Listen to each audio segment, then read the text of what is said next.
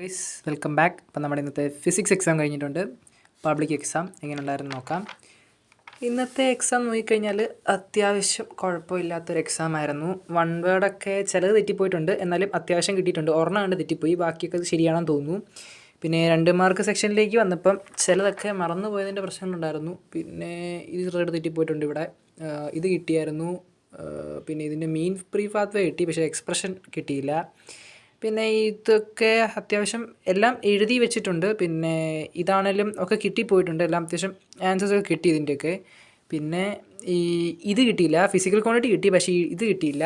പിന്നെ പറയാമെന്നുണ്ടെങ്കിൽ modulus of elasticity കിട്ടി. പിന്നെ ഇത് ചെറിയ ഡൗട്ടുണ്ട്, ഇത് ഞാൻ എഴുതിയ റേഷ്യോ മാറിപ്പോയി. പിന്നെ ഓപ്പൺ സിസ്റ്റം ക്ലോസ് സിസ്റ്റം അത് ചെറുതായിട്ട് എഴുതി വെച്ചിട്ടുണ്ട്, പക്ഷേ അത് ചെറിയ എത്ര കറക്റ്റാണെന്ന് തോന്നുന്നില്ല. പിന്നെ ഇത് കിട്ടി, ലോ ഓഫ് തെർമോഡൈനാമിക്സ് കിട്ടി, ഈ വെക്ടറിൻ്റെ സംഭവം കിട്ടി, ഇത് കിട്ടി. പിന്നെ കൺസർവേറ്റീവ് നോൺ കൺസർവേറ്റീവ് ഞാൻ എഴുതിയ മാറിപ്പോയി, അതല്ലായിരുന്നു. പിന്നെ ഉണ്ടായിരുന്നത് നമ്മുടെ 4 മാർക്ക് സെക്ഷനാണ്. 4 മാർക്ക് സെക്ഷൻ പറയാമെന്നുണ്ടെങ്കിൽ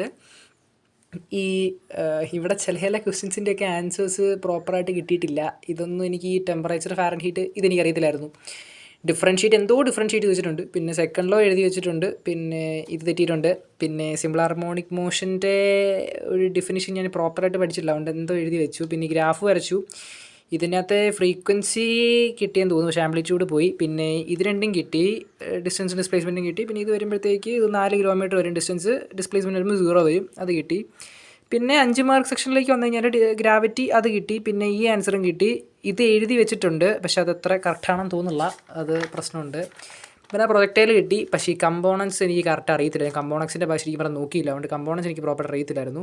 പിന്നെ time of flight of projectile അത് ചെയ്തു. പിന്നെ ക്യാപിറ്റൽ റൈസ് എന്താണെന്ന് എഴുതി. പിന്നെ അതിൻ്റെ ഒരു ഡയഗ്രാം വരച്ച് അത് ഡിറൈവ് ചെയ്ത് വെച്ചിട്ടുണ്ട്. പിന്നെ ഇതിൻ്റെ ആൻസറും എഴുതിയിട്ടുണ്ട്, അത് ജസ്റ്റ് ആ ഇക്വേഷനിലേക്ക് ഇട്ട് അത് ചെയ്തു.